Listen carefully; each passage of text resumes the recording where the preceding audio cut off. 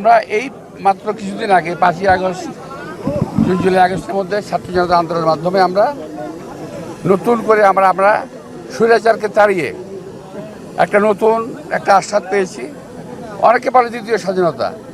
আসলে আজকে স্বাধীনতা দিবস প্রমাণ করবে যে দ্বিতীয় স্বাধীনতা বলে বাংলাদেশে কিছু নাই।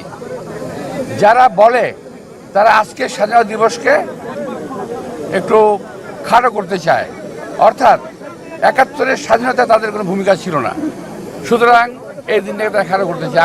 আমি বলবো যে তারাই যেন একটু নিবৃত্ত থাকে, এই স্বাধীনতা দিবসে যেন সম্মান জানায় এবং সম্মান করে। তো আজকে এই দিনে আমি আর বেশি কিছু বলবো না। আমরা দেশনেত্রী বেগম খালেদার জন্য আপনাদের দোয়া চাইব এবং এই স্বাধীনতাকে যাতে আমরা ধরে রাখতে পারি,